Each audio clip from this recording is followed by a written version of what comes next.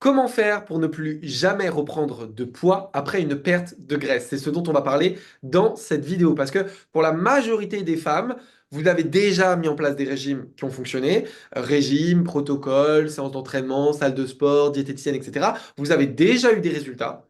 Et pourtant, vous avez tout repris derrière. Et donc, c'est normal de se poser cette question, comment je vais faire pour pouvoir maintenir mes résultats sur le long terme et ne pas avoir besoin de recommencer un programme chaque année? C'est une question qui est pertinente sur laquelle j'ai envie de te partager aujourd'hui des éléments de réponse pour que tu puisses rendre ta transformation vraiment durable. Pour ça, il y a plusieurs choses à mettre en place. On va les voir ensemble. Le premier élément à mettre en place, ça va être de réellement comprendre comment ça marche, comprendre ce que tu fais. J'aime beaucoup cette métaphore du taxi et du permis de conduire. Si tu prends la voiture et que tu n'as pas le permis de conduire, bah, la première option que tu as, c'est faire appel à un taxi. Faire appel à un taxi, ça va te permettre de t'emmener de ton point A à ton point B.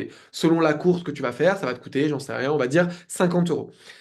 Selon le petit trajet que tu as besoin pour aller au travail, par exemple. Et donc, du coup, si tu dois faire le trajet qu'une seule fois, c'est plus facile de faire appel au taxi. Parce que comme ça, tu n'as pas besoin de t'embêter à passer le permis de conduire. Si tu dois prendre la voiture une seule fois dans l'année, bah, tu vas payer 50 euros une fois. Il t'emmène, allez, 50 euros une fois aller, 50 euros retour. Ça va te coûter 100 euros. Et derrière, bah, tu n'as rien besoin de gérer, tu n'as pas besoin d'apprendre, tu n'as pas besoin de t'embêter ou quoi que ce soit. Maintenant, si tu dois prendre la voiture tous les jours pour aller au travail, ça va coûter beaucoup trop cher de faire appel à un taxi tous les jours.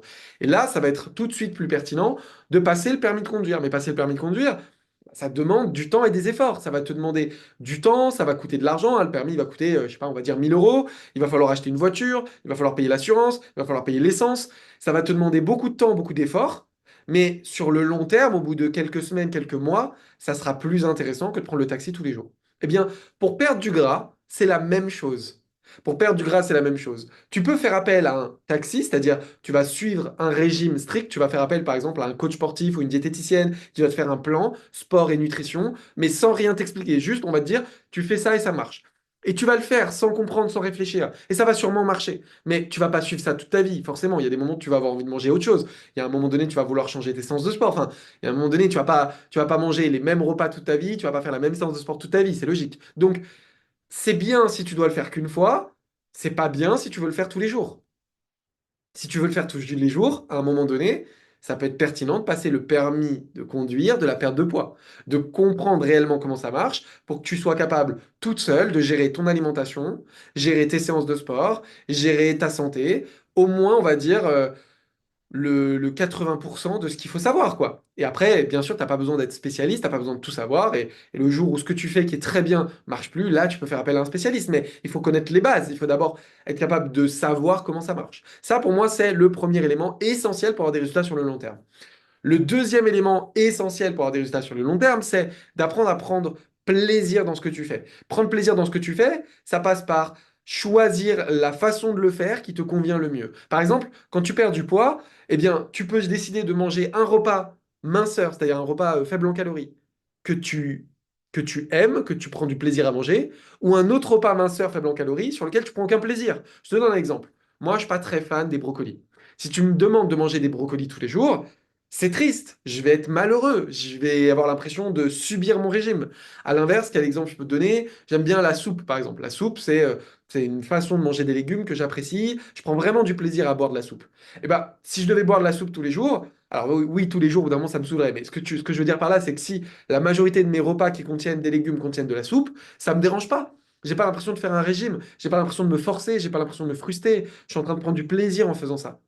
Pareil, j'aime beaucoup les tomates, par exemple. Et ben en fait, ce que tu peux te rendre compte, c'est que dans la manière dont tu vas perdre du poids, il y a beaucoup de personnes qui se font du mal.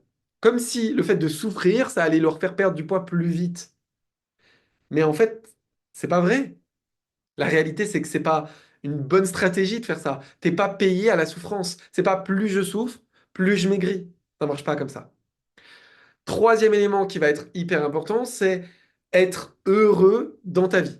Alors, être heureux dans ta vie, ça va passer par faire des activités qui te plaisent, avoir un travail qui t'épanouit, avoir une relation de couple épanouissante, une relation de famille épanouissante, une relation amicale épanouie, faire en sorte qu'au quotidien, ça se passe bien. Parce qu'à chaque fois que ça va mal se passer dans ta vie, à chaque fois que tu vas avoir des moments difficiles à vivre, que tu dois forcer au quotidien, quand tu dois forcer pour aller au travail, quand tu dois forcer pour voir des gens que tu n'apprécies pas, quand tu dois te forcer tous les jours, bah c'est difficile derrière de mettre de l'énergie et des efforts pour faire du sport, même si t'aimes ça, même si t'aimes ça. C'est ça qui est intéressant, c'est que moi j'adore le sport, j'aime beaucoup ça. C'est pas, je me force pas quand je fais du sport, je prends du plaisir. Mais les jours où j'ai passé une mauvaise journée, les jours où j'ai eu une dispute, les jours où j'ai dû me forcer dans mon travail pour faire quelque chose qui me plaît pas, bah ces jours-là, j'ai l'impression que c'est un calvaire d'aller faire du sport. J'en ai pas envie, j'arrive pas à le faire. Je dois me battre pour y arriver.